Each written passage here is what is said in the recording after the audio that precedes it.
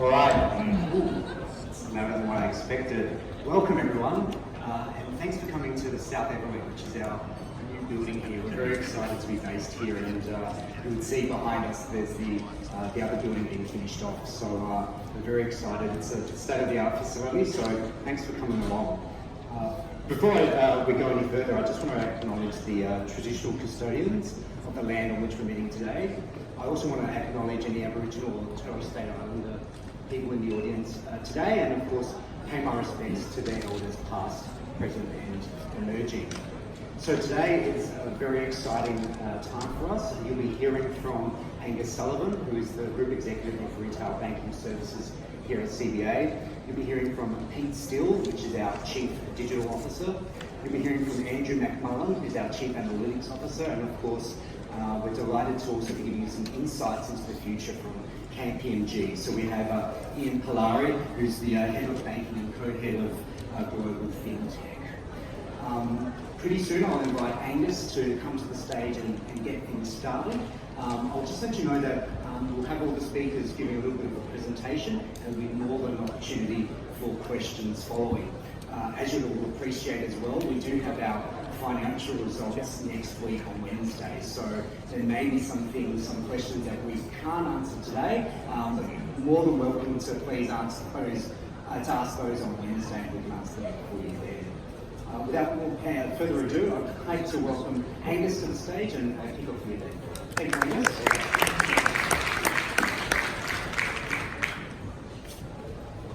Hello folks, you can all hear me okay? Good, great to have you with us, and thanks for making the time for coming along. A very exciting day for us today, and great to have a couple of the team here to be able to talk to you about what we're up to. As I'm sure you can appreciate, the work that we do with the app, and especially in the digital space, is a huge part of our focus over the past couple of years, and it's great to be able to share with you a little bit of a glimpse of where to from here. As Peter mentioned in his introduction, I've had the privilege of running the retail bank for roughly a year now. I started the role 1 July last year, and a huge part of our focus, and I want to just give you a little bit of a snapshot on how we're thinking about direction for the overall retail bank. It really sits across three areas for us. The first is an ongoing and huge and persistent focus around great customer service. The last year has been 18 months has been a period of reflection for us, important reflection about how we need to evolve, what great service looks like, and how we do the very best job for our customers. Those of you who have known the bank for a while will know that we've had a really big focus around customer service for the best part of, a decade or 12 years now. And our focus here is unwavering. It's a huge part of what motivates our people who come into our branches and call centres every day, which is a large part of our retail bank team. And we've seen over the past couple of years, of course, as the role of digital has become so much larger in our customers' day-to-day banking experience, that what great service looks like is changing as well. It's both the great elements of human service that you get when you go into a branch or a call centre, but it's also how the app works for you and how it enables you to make great decisions as well. Secondly, the focus that we've had on technology for a long period of time now, on the back of the work that we did, the core banking modernisation. Those of you who know, long back in history, our investment in CommBank, which is our CRM system, and the investment that we've made that Andrew's going to talk about a little bit today around our customer engagement engine, which allows us to bring a lot of the data that our customers have with us and process it and give it back to them in a way that helps them develop insights about how they can manage their money better. And I think in terms of the app changes, really at the centre of what we're evolving around is from a transactional experience to something which brings much more insight front and centre for our customers. And then the third element here, obviously the service towards our communities, making sure that we do a great job of meeting their expectations around how their banking should work, make sure we deliver our services reliably and safely for them. And that's everything from our work in the cyber security realm through work in privacy to keep their information safe and make sure that we're engaged heavily in the communities that we serve. I thought I won't, at the risk of belabouring the point, I certainly won't go through this slide in any detail except to say we've got a long heritage and a great focus on bringing innovation to market. And the top line here gives you a little bit of a longer term view. You can see NetBank was introduced in 1997. It's amazing how quickly that time has flown by. So that's roughly 21 years ago that we introduced our website to banking. And you can see halfway along that first row there, December 2013, the new CommBank app was launched. And Pete and I was talking in advance of the session today. It's incredible to see the take up in that over the past 5 years. It seems longer than that, but from 0 customers on that day after we turned off Kaching, some of you remember Kaching, which was sort of the payments app that we had going at the time, up to I think it's 5.6 million customers enrolled in the app at the moment. So obviously a long heritage of innovation at the top, and then down the bottom is just some of the smaller, more tactical improvements we've made. Obviously Apple Pay, a big launch for us last year, and a great investment in terms of bringing greater functionality to market. And I've got some stats that we can share with you on that as well. So maybe just a few things, but I'll let Pete cover this in much more detail. We've now got 7 million customers digitally engaged, a huge proportion of our customer base, of which 5.6 million are engaged with the app. And you can see there just a few of the recent awards that we're very proud to have received around our mobile and online banking experience. And huge focus for us and for the team is we really want to give our customers the very, very best digital banking experience. The stat on the lower right-hand side of the chart there, the digital wallet, that's the adoption and take-up of customers who are using their phone to pay. And that covers multiple different types of that form factor, Google Pay, Android Pay, and obviously Apple Pay.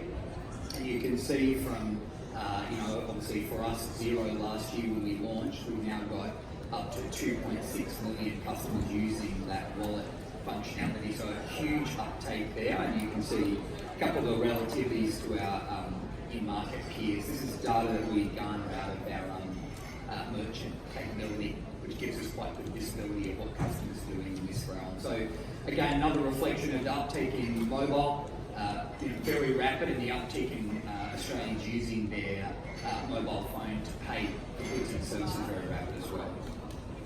Last slide for me. Really important at the centre of what we stand for as an institution. We have lots of customers who are heavily engaged with our digital banking capabilities and absolutely love them, and a number of them who predominantly use that as their way of banking. We've also got hundreds of thousands of passport customers who are just as valuable and important to us and continue to bank predominantly through our branches. And as many of you will be aware, we continue to have all of our call centres in Australia staffed with local Australians to answer their calls and give them a great service experience. So for us, the way we think about digital is one of great complement to the existing channels we have, and I think that combination of all of our channels, our branches, our contact centres, and our digital capability, website, mobile app, chat, and everything that we're building, it's great to be able to offer those as a complement to each other.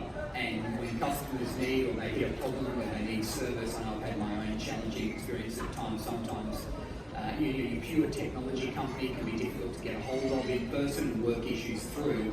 I think this combination of great digital capability, and we really set the bar, we want that to be the best in the world, with that great ability to serve our customers in person is a really important part of what we stand for. So on that note, I'm going to hand over. Pete's going to take us through in detail what we're launching in terms of the app, and then Andrew's going to talk about a little bit more about the customer engagement engine, which is really important in terms of powering the experience in the app. And I'll come back after APG had an opportunity to share their initial findings from that report with us and wrap up, and then we can take questions from you. So I think before Pete comes up, we've got a quick video for you, and then I'll hand over to Pete.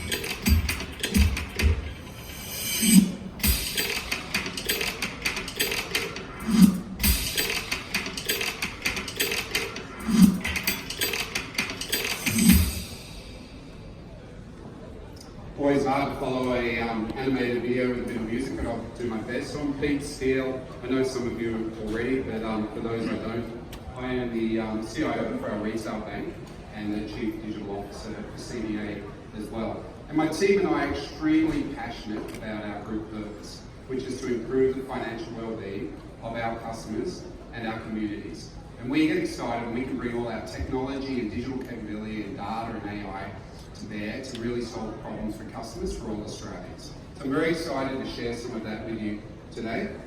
As Angus said, we just tipped over a couple of weeks ago into that milestone of 7 million customers active on digital, which is staggering when you think about that's a third of the adult population in Australia. 5.6 million using our mobile app actively, which is, I'm surprised every time I see that. We want to get to 6 million, but it's a phenomenal engagement, particularly when most of them are logging in more than once a day. And number one by most industry ratings globally, and certainly we've got a world aspiration there as well. And that's the previous app 3.0, which I hope all of you use, but if not, you're welcome to become CBA customers. It is a great experience, but actually now we're about taking it to the next level, and I want to share some of that, bring that to life for you today as well. So this is the new app. It's a fresh new look and feel. It's quite unbank-like, and there's a few elements to it which I'm going to dive into, but most obviously starts to bring in a tile-based metaphor. We can bring functionality and power of AI and data to bear to bring things to customers' attention quicker, better than ever before. And it's a revolutionary technology stack for us as well, which really helps us compete on a global scale. When I talk with my teams about it, we've got 3 relentless priorities to make things easier every day for customers. And I'll dive into each of these. Simplicity, because financial services are getting more and more complicated. Smart, bringing all our AI and data to bear. And security. It's always mattered. It's going to matter more than ever before going forward. So one of the first things we focus on with simplicity is making it feel like it's your app. It's targeted, it's personalised and customised for you by you. So customisable like an iPhone and personalised like your Netflix recommendations. So here's an example, the same app appearing different ways based on who you are, and there's a whole spectrum of personalisations and customisations that are now possible. But in this example, we're calling out different backgrounds, so look and feel based on your mood or maybe your financial goals and your aspirations. You can tag your favourite functionality as well, so it's all there every day. It could be accounts, and also on the dashboard, data and AI bringing to your attention the most important things. We've also got some consistency, because change is hard for many Australians, particularly when you think about how many people are using this every day. So things like the 6-pack down the bottom there, we're holding on to some of those things, but over time, we'll see those phasing out as it gets smarter and smarter, this app. Another big thing for us is accessibility. We want to be the bank for all Australians. So 500,000 Australians identify as vision impaired. And I left my glasses over there, but more and more of us have to reach for glasses nowadays to read those devices. So a simple thing, but profoundly important. We're picking up the settings from the phone now. In this example, large fonts through the app. It's a big step forward. So that certainly my parents, me, and maybe many of you, it's much easier to start to engage with your finances. 1 in 4 Australians, our research shows 1 in 4 Australians still struggle to meet their financial commitments. They're living to pay packet to pay packet. They can't really handle the shock of unexpected expense. So one of our philosophical beliefs is helping customers save, helping them learn how to save is really, really important. So we've been working with Harvard University on experiments, how to make it a really simple, inclusive experience. Set goals, gamified experiences, engage you on your spending behaviours to save towards those goals, and make it visual and every day in the app as well. And again, reach the goal, set the next one, good behaviours. So we've got a lot of affection for app 3.0, and by those industry statistics and customer recognition, by the way, we've got plus 37, customer NPS, Net Promoter Score. So customers love what we've been doing. It's 14 above the other major banks, but we want to go higher. This is our big shift from transactional banking into, I think, a game changer that other banks even around the world neobanks, fintechs are not looking at. And it's the introduction of true smarter banking. And I'll bring that to life. So we looked at the average number of transactions that all of us have going through our bank accounts every year, 1,320. That's a lot of noise to keep a track of. So I don't know about you, but I certainly haven't got the attention span to look through all of those every day.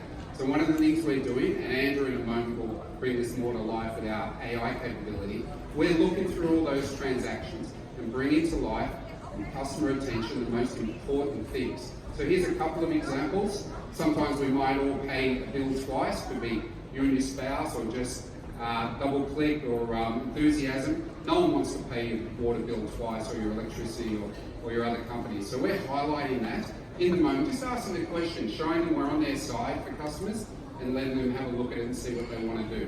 Similarly, subscriptions, a lot of money goes out with regular subscriptions. So we're challenging customers just to show them, are they spending the right amount, are they aware of it all? But also when there's uplifts, Netflix, Telstra, Foxtel, maybe Fairfax, we're just highlighting some of those things so that customers can at least ask the question, are they feeling responsible with their money? I'm going to just touch on this one lightly because Andrew's going to show you some of the technology and data underpinning this, but our credit card improvements are really important to us. So we're just as passionate about shining the torch and the light on fees and charges in financial services as well. So we've been working hard over the last year to get smarter and smarter about alerting customers when they have credit card bills coming up. So we alert them before it's due in the app, we alert them the day it's due, we even alert them after it's due with a grace period, and make it really easy in the app to pay that bill, because we want to help customers avoid unnecessary fees and charges. So one of the examples where we've reached beyond the remit of a traditional bank is tax refunds. So hopefully you're all going to get a great tax refund soon. Hopefully you're not going to spend it on the latest designer handbag or set of golf clubs.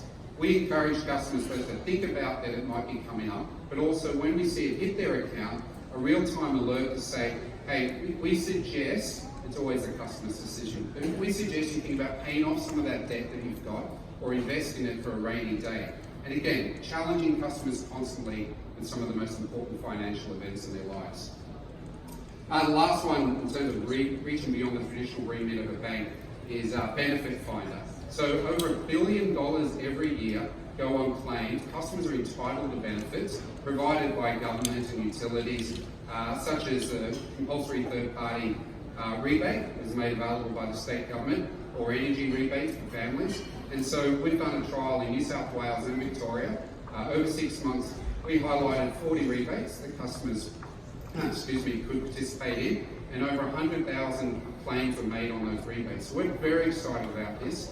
We're going to be scaling this up from the 42 rebates to over 250 rebate types across the country. As I said, 1 in 4 Australians are struggling with financial commitments week in, week out. So one of the things we're very passionate about is helping them understand what's happening with their spending and money, making it clearer, set parameters around it, and track day in, day out. And are they making progress on those spending patterns? Security is a massive issue. We're making large progress here with our own focus, both making the bank safe, but also day in, day out, helping customers manage their security more and more. Some of you may have seen Capital One over the last few days got breached, so it's on people's minds more and more. Financial services is trusted. We need to keep up that trusted relationship. So over $490 million are lost each year in what we can track of fraud and scams. Probably the undeclared number is closer to several billion. So this is an example, sorry if the screen a little bit hard to read, where we're alerting customers in the app to suspicious transactions. So if it's definitely a fraudulent transaction, we block it straight away.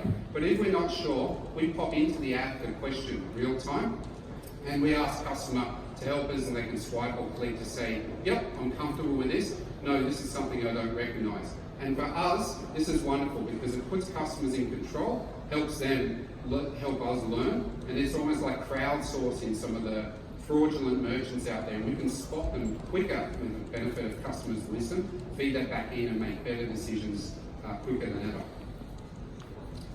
Also, another thing we're doing with privacy and security, giving customers more control. So with open banking coming, which we're very supportive of, it's really important customers understand how they can manage their security, their privacy, and take accountability for those permissions as well. So a couple of examples where we're pushing the boat out. One is location-based security. So we allow, on an opt-in basis, customers to enable location-based security on their phone. So if we see a transaction coming out of Hong Kong, but we know through the customer's phone they're in Melbourne or Sydney, straight away that gives us an opportunity to spot a discrepancy and block it straight away. We allow customers to set payments limits, and this is where you'll start to see a lot of the privacy and security settings come to life. We've also been partnering with third parties around malware. Again, we're looking for problems on the customer's phone to help them and their banking, keep their banking safe. And a big area for us on the research and development side, not announced yet as functionality, is biometrics. And so the sophistication of financial crimes or criminals is getting higher and higher. Financial crimes is a very, very important topic to us. And so we've been working with government authorities and the rest of the industry on how do we use capabilities like biometrics to help make sure we know who we're talking to, and we're learning as an industry about some of the criminals and perpetrators. So in this example, we're using the phone and the capability that's in the chip to read from an e-passport and pick out the passport information, the face, which gives us a chance then to pop the image up in the screen and do a real-time comparison with customers. And that's both for initial onboarding of customers, but routine checks for the millions of customers that we have every year working with us. And so not announcing today, but this is a really important space, I believe, for both Australia, banking, but also the whole industry. So there's a set of game changers here that I feel I get the chance to talk to neobanks and global banks, and I haven't seen anything like this level come to fruition with any other bank globally. I'm very excited about it. And to give you a little bit more of a sense of how the data and AI is powering some of these great experiences, I'm going to introduce, invite to stage Andrew McDonald.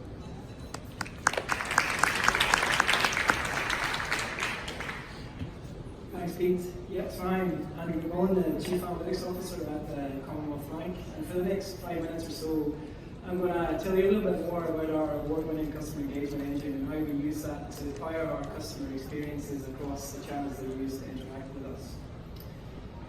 And it's very simplest. The customer engagement engine is an advanced system which combines AI, machine learning, and our customer data to continuously optimize and prioritize across all of the available messages, alerts, conversations, communications that we can have with our customer at any given time across all of our channels. And all of that in real time. I want to give you a sense of the scale of the system that we've built. So already we run over 200 machine learning models on top of 157 billion data points, continuously optimizing, prioritizing, returning the next best personal message to our customers as they interact with us across our channels. I actually talked to my team about that recently, and my team of data scientists told me that if we had built those models in the traditional modeling way, it would have taken them over 5 years to build what we have today. And just to give you a sense of how determined we are to kind of keep pace with the innovative services and experiences we want to provide to our customers, we've invested a lot in automated machine learning capability. So let me explain a little bit about how that works. So maybe there's a message that we want to test with some of our customers in one of the assets within the mobile app. So we'll push that message live, and in the background we'll switch on one of our advanced machine learning models. As our customers engage with that message, that may be a click-through, a yes please, a no thanks. The machine learning model in the background is learning from that to really more accurately predict which type of customers really enjoy experiencing with that particular message. When we're happy with the performance of the model, then we would switch that new conversation on into the system, and that becomes another one of the messages that we would share with our customers across the different channels that they use. Just to expand on that a little bit further, to explain how the customer engagement engine actually works, one of the questions I always get is how does it actually deliver the messages? So using the mobile app example again, as a customer logs into the mobile app, that makes a call to our customer engagement engine. Angus just logged into the mobile app. What's the next best personalised message I can return to him? That happens in a fraction of a second, literally milliseconds. We return the next best personalised message to me in the mobile app. As I navigate my way through the experiences in the mobile app, each of the assets that we personalise make a call to the customer engagement agent to say, what's the next best message to return in this particular location? Pete mentioned that already we've got millions of Australians who are engaging with our mobile app every day. And to give you a scale of the system again, every single day already, we have over 20 million calls to the customer engagement engine to return the next best personalised message to our customers in the channel that they're using. You may have read recently that our Chief Executive Officer revealed a little bit of the early stats from the mobile app, where he said that in the next 12 months, we will have the opportunity to deliver over 3 billion personalised messages to our customers in App 4.0. We're pretty excited about that. I want to actually, just as Pete said, expand a little bit on a couple of examples to explain more about how the intelligence in the system actually helps us manage our customer experiences. So one of my favourites is our smart alerts. Pete mentioned on credit cards. So we're constantly monitoring our customer data, and if a customer hasn't paid the minimum amount or paid down the credit card balance 3 days out from payment due, we will send them an alert. Make it really easy. Click through, go ahead and make a payment. Again, 2 days. If you haven't done that, your payment's due in 2 days. Another alert, 1 day, same day, even 1 day's grace. And in the last 12 months alone, we've built the ability to send over 20 million alerts to our customers to help them avoid fees and charges on credit cards and overdrafts. One of the other experiences which we highlighted briefly is to help our customers manage their bills better. We've already invested a lot in some advanced AI here. So what we've done is we've used natural language processing to better identify all of the regular payments and bills that our customers have and who they're with. Now we just build algorithms to look over that and say, has anything significant changed? So, personal example I'll share with you, if you kind of noticed at Fairfax, I'll have a little go at AFR. I was on a 6-month pilot subscription, $29 a month, and just last week I got an alert to let me know that the pilot subscription is up, and now the amount goes to $59 a month. So James, depending on how the write-up goes today, I'll make a decision on whether or not I subscribe to that. But you can see the example and hundreds of opportunities for us to just notify our customers and let them know that something's changed, and then they can decide what to do about that. The final example I wanted to share was how we use the intelligence of the system to help our customers with the application process. A lot of our customers begin an application, and for many reasons they drop out. And maybe you haven't submitted a document, or you didn't enter in a specific field, or you didn't sign a document. The customer engagement engine is constantly scanning over that, identifying exactly what the customer needs to do next, and then we'll reach out to the customer to let them know what it is that they need to do to continue the application process, and they'll be easily able to click through and get to exactly where they were on that application to continue. The final point I wanted to make was linking back to what Angus and Pete said about our overall purpose. We are determined to improve the financial well-being of our customers and our communities. The vast majority of the messages and alerts that we provide to our customers are service-based, and we are seeing great engagement and results from this. So to give you a kind of sense of that, for the customers to whom we send alerts and personalised messages, the Net Promoter Score for those customers is up to 6 points higher than those customers that we don't send those messages to for various reasons. So with that, I'm going to now hand over to Ian, who's going to tell you a little bit about the report we've been working on together. Good morning, everyone. I'm delighted to be here today, and it was so great to collaborate with the bank on this new report, The Future of Digital Banking. Over the next decade, we're going to see more change in the banking industry than we've witnessed over the past 100 years. A confluence of factors are coming together, driven by technology, that are really going to reshape how people work, how they live, how they play, and how they manage their finances. By 2030, data will become widely available as everyday objects and even ourselves become connected to the internet, and the consumer data right applies across all sectors of the economy. Customers will be firmly in control of their data, extracting more value from services and demanding that their data is safe and secure at all times. Leading banks will also fulfil customer needs beyond traditional banking products today, extending their business models into the provision of other services such as data management.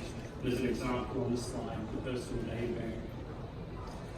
Traditional industry boundaries will increasingly blur as we move towards platforms, where banks will allow customers to choose services personalised for their needs. In this future, banks will become the orchestrator of services tailored to their customers.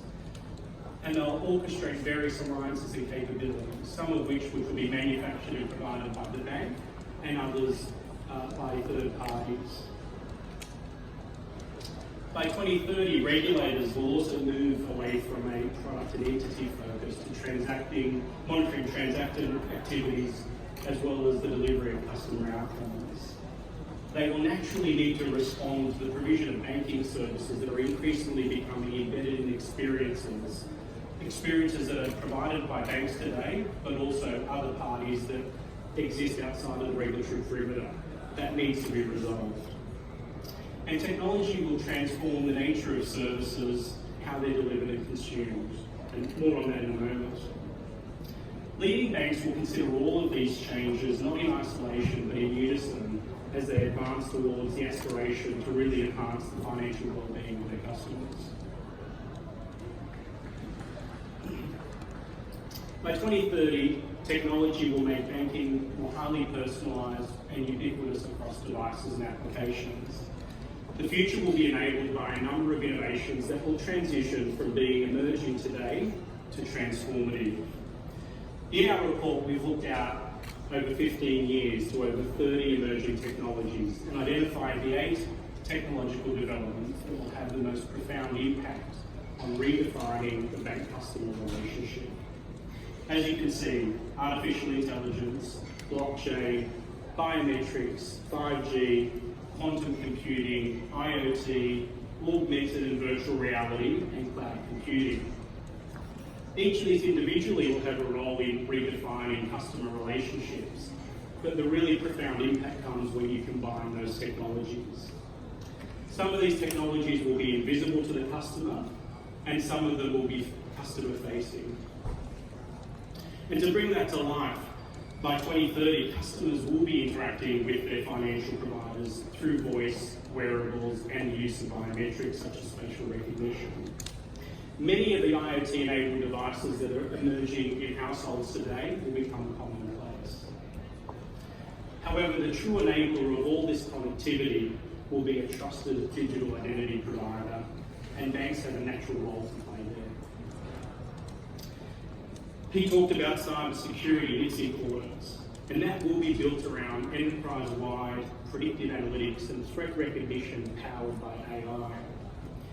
Imagine AI redefining the assessment of online security vulnerabilities as it identifies and importantly remediates security issues in real time, preventing hackers from exploiting vulnerabilities.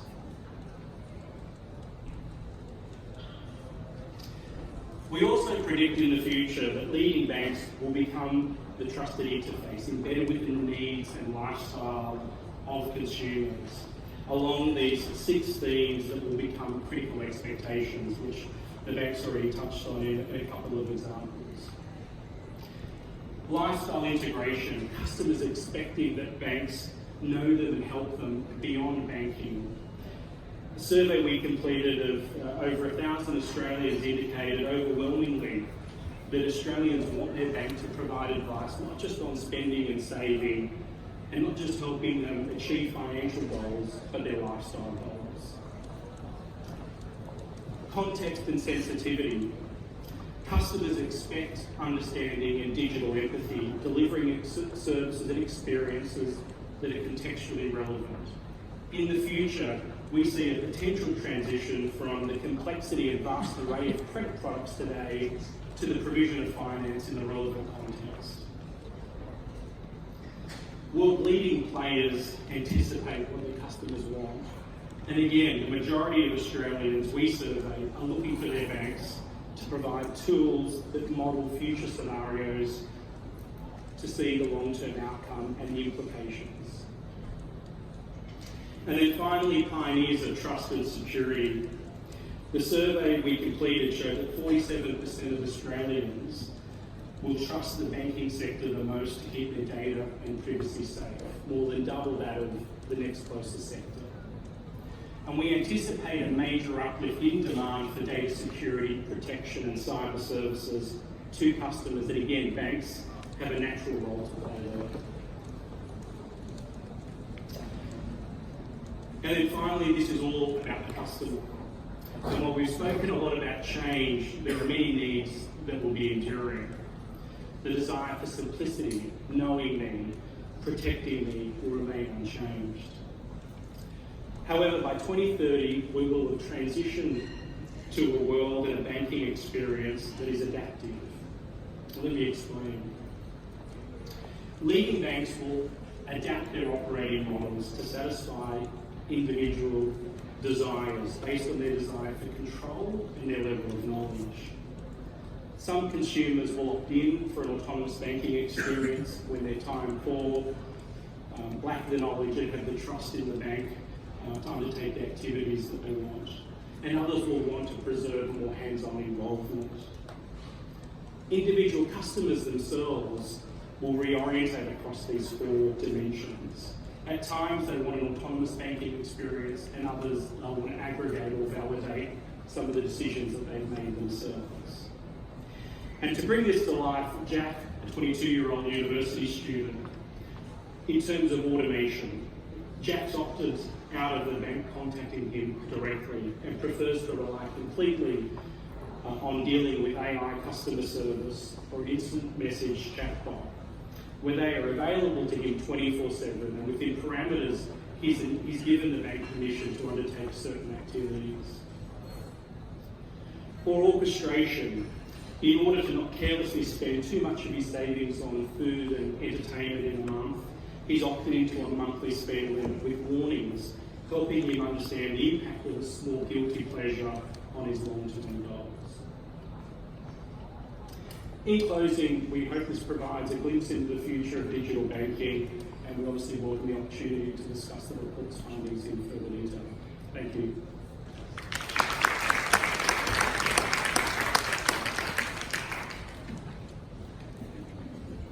Thanks, Ian, for that. So look, just 30 seconds of thoughts, and then we'll gather up on stage and happy to take any questions that you've got. For me, very exciting day, and at the heart of what we're trying to do with the app, if I could try and summarise it into one thought for you, it's about taking us from a more transactional app experience through to an experience where we utilise the great information that customers have with us, and present that, bring that back in front of them in a way that allows them to do their banking better, save money, make it more convenient for them. It's about a much smarter experience with insights front and centre in the app, moving us from what was historically a much more transactional experience where customers came to do tasks. So I might ask Pete, Andrew, Ian and Peter to join me on stage. Peter is going to help us MC some Q&A, and we're happy to take any questions that are on your mind. So thanks Angus, thanks Ian, Pete and Andrew. As Angus said, now's the opportunity for you to ask away. As I said at the beginning, more than happy to talk about the app and technology today. Any questions outside of that, because we've got results next week, I'm more than happy for you to ask the question next Wednesday. If you've got a question, please, there'll be some microphones around. Just introduce yourself and where you're from, that would be really handy. So, James, first. James Edis from the Fin Review. $59 a month better make this a decent question, although that pricing sounds like it might reflect Tony's analysis.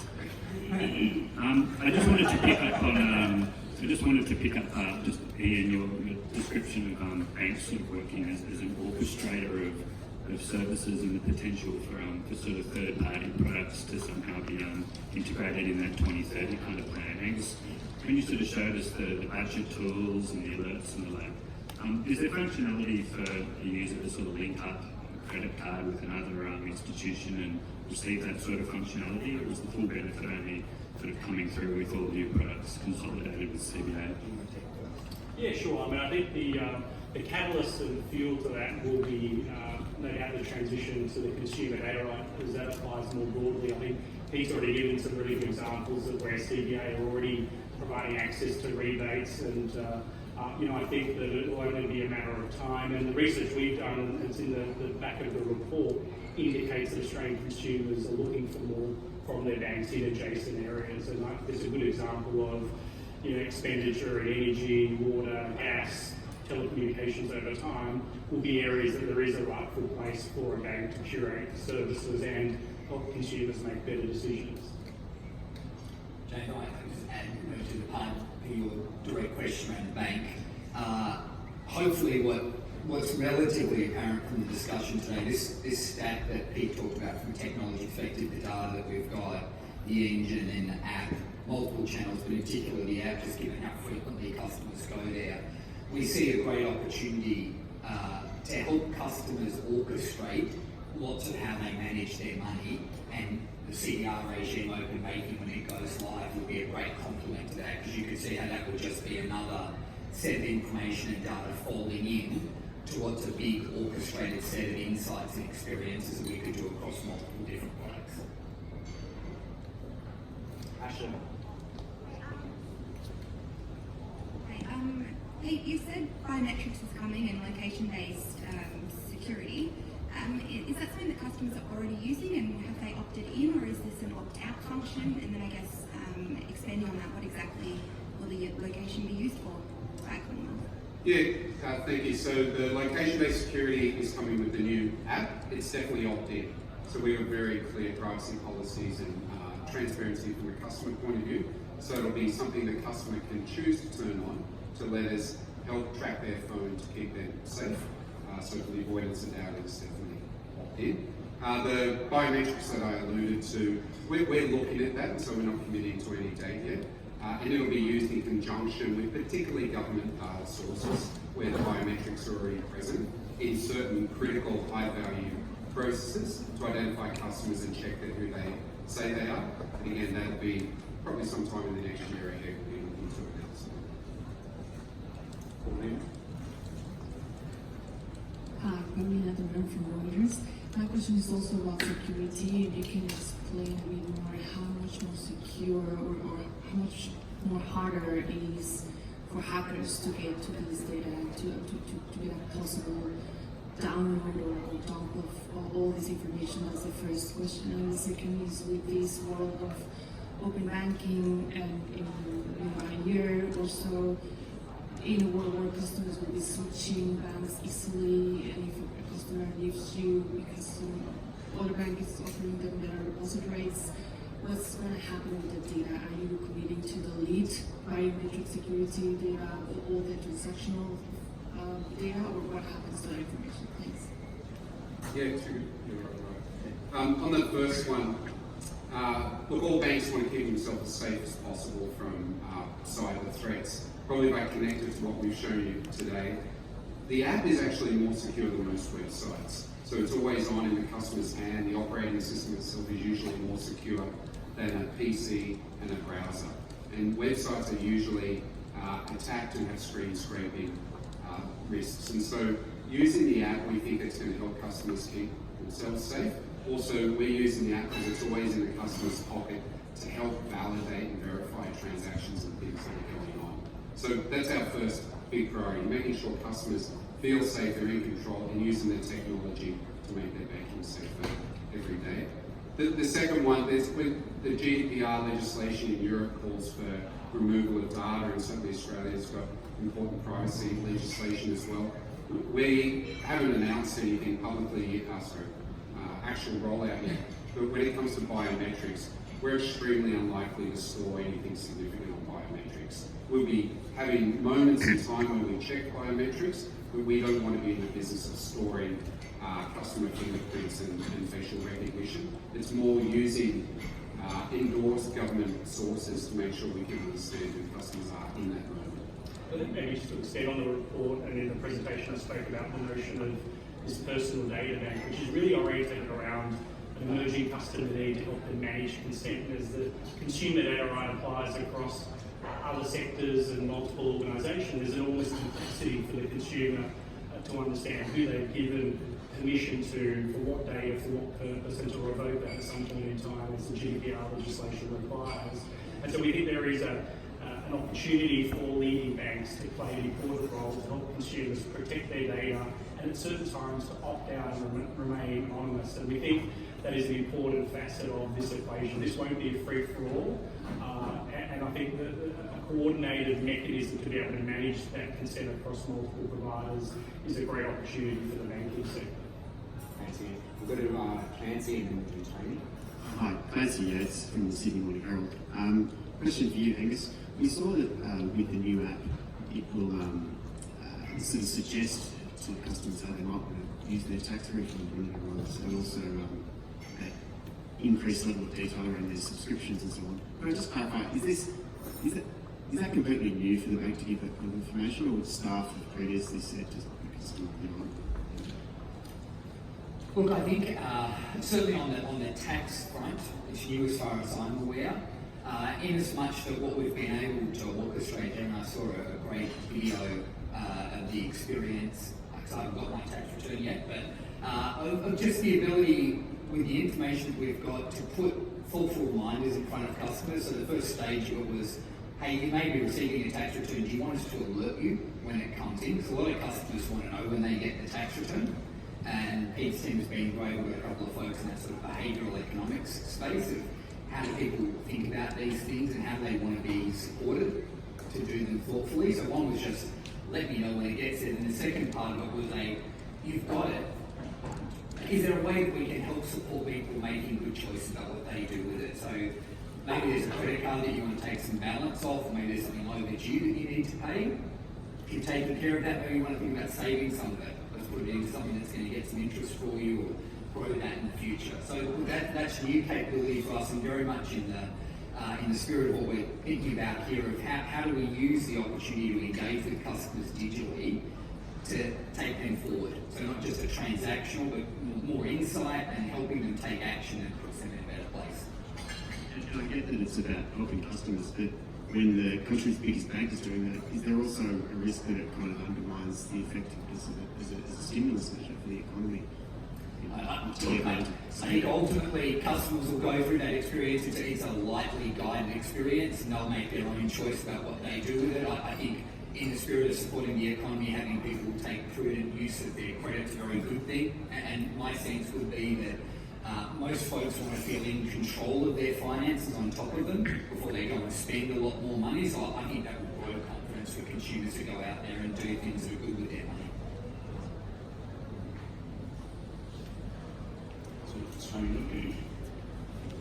Yeah, Tony Boyd, Financial Review, and just on our subscription, I figured out that you're actually paying me about 2 cents a word, and you're getting the rest for free. But no, my question is about how much are you going to intervene in people's lives to their advantage and to the disadvantage of the Commonwealth Bank?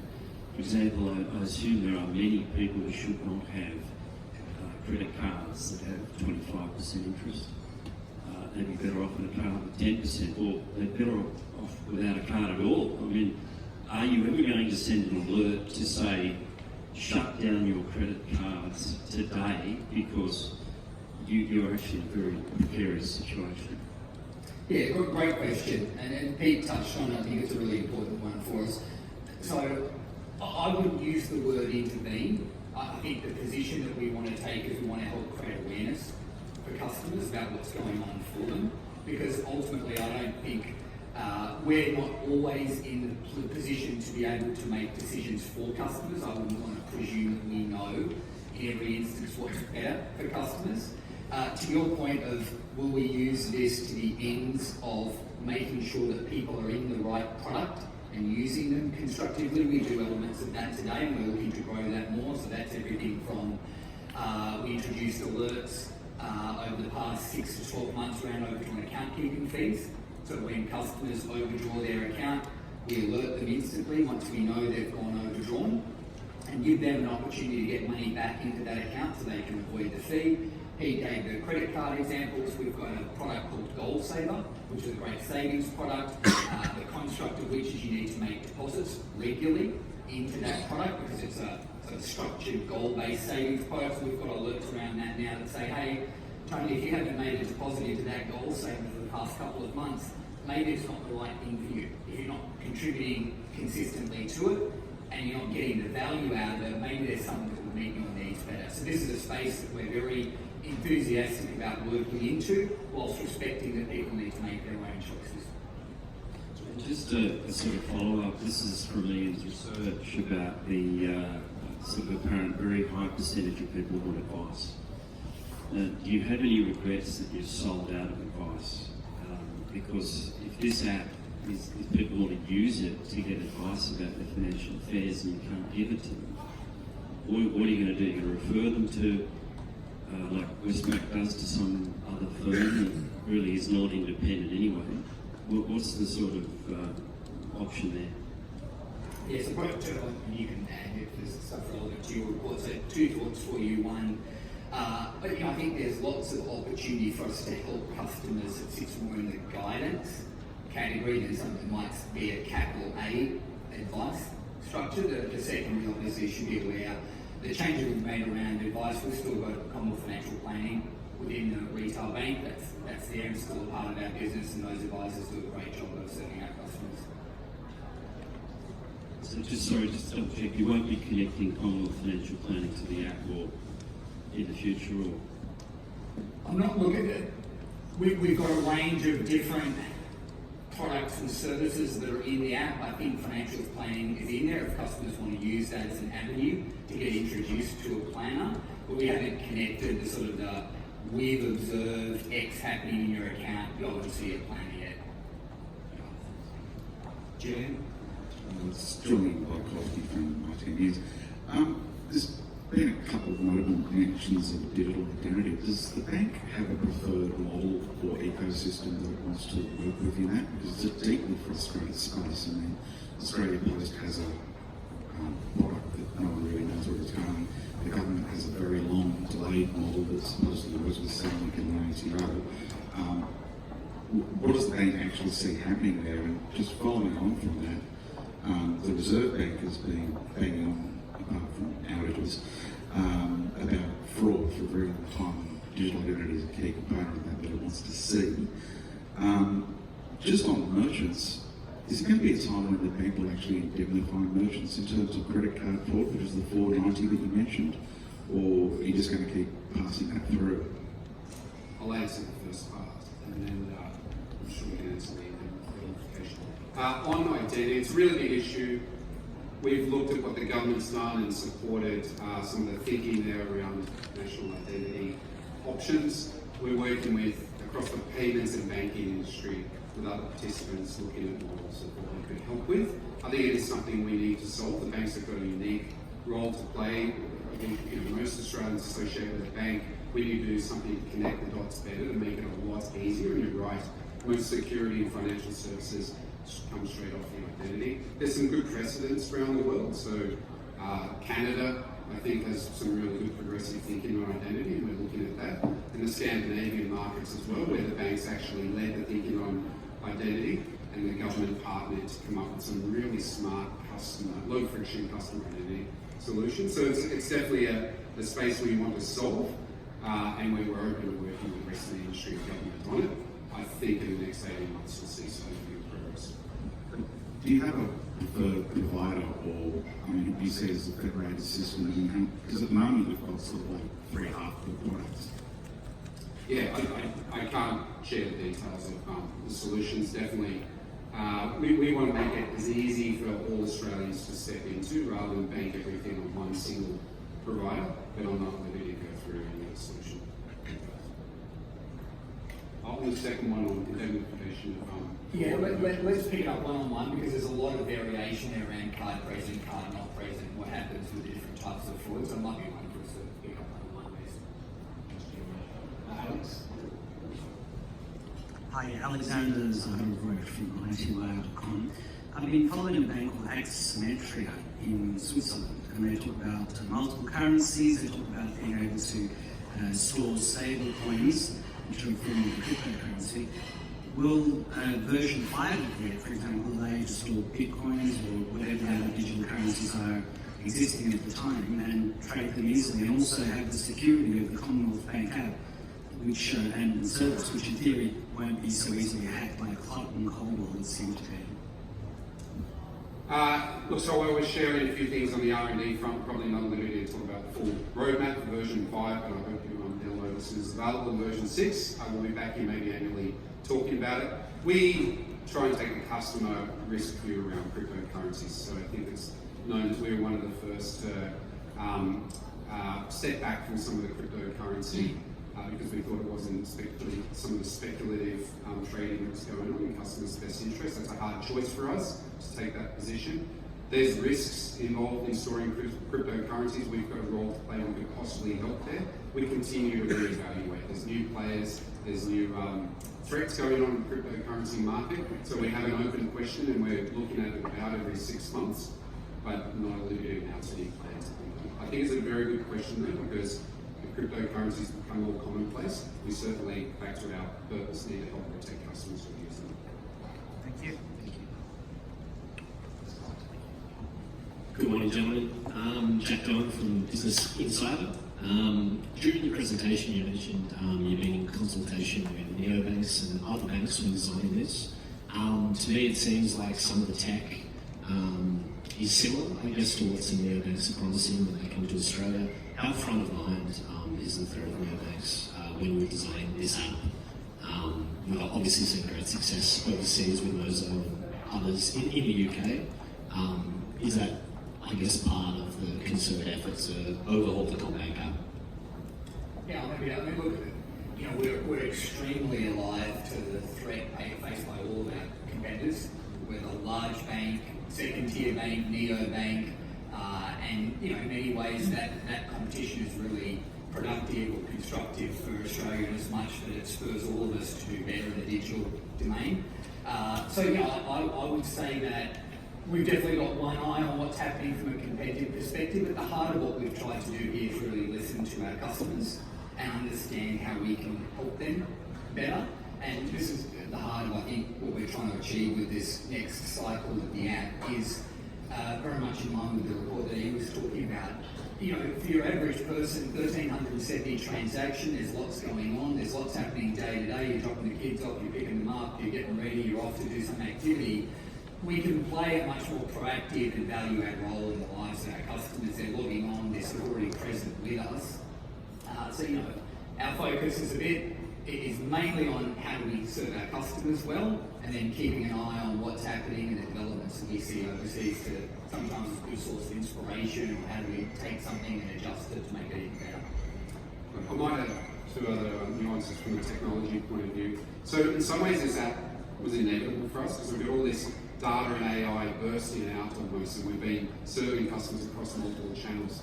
And our old architecture, the old app, just wasn't able to cope because, at least the second point, we had wonderful people in our digital teams and they've been coding screens for years. We're now shifting the model to be much more data and AI led, and with our large data sets, it's definitely a huge competitive advantage globally for anyone who can put our AI over the top of data and personalise experiences in this way. And this new architecture, the tiles and the screens that you saw there, allows my team to just set up a framework and the machine to run at scale and be smarter and smarter for customers. And so in some ways this was inevitable because to our purpose, if we don't do this, we're not doing the best job for our customers.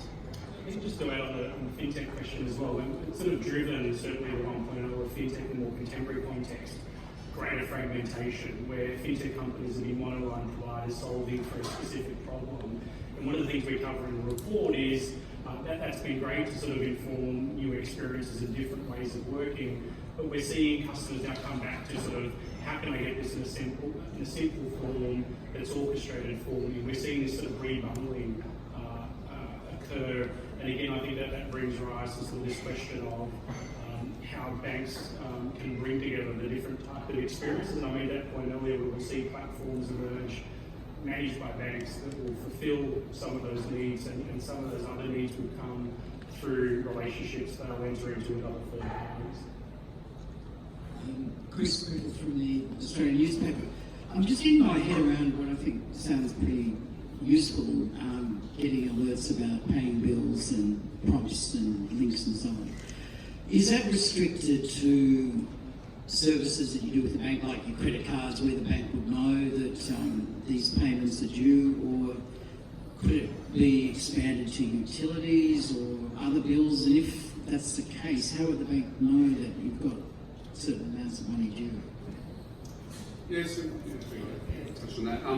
Firstly, it starts with the data, the transactions that we can see going through our customers' accounts, because James or whoever mentioned open banking and the data regime. In the future, we can see that extending out. We do this well. We want to help customers with their financial affairs. But on bills in particular, so we've had a huge uptake in our bill management, which I touched on briefly up there, in the smarter banking everyday spending. So we allow customers to automatically enroll bills and they automatically get paid.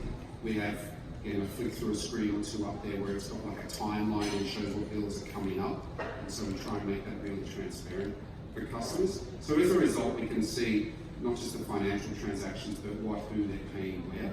And again, we feel we have permission to help highlight these things for customers, but we're always conscious and always testing for feedback where we feel customers feel we overreach. But we can help them as a result spot the trends, track the trends.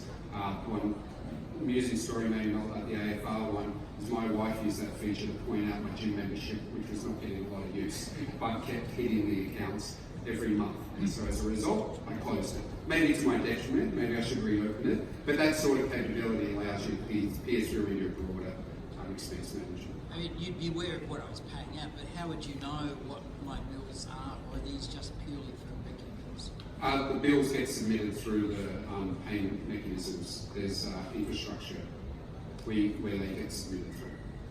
All right, we've gone way over time, so apologies if you've got any more questions, but I'd like to thank you all for coming along and being here for the launch of the new app. I'd like to thank Angus and particularly KPMG, Andrew and Pete, and thank you so much for coming and seeing us here at our new premises.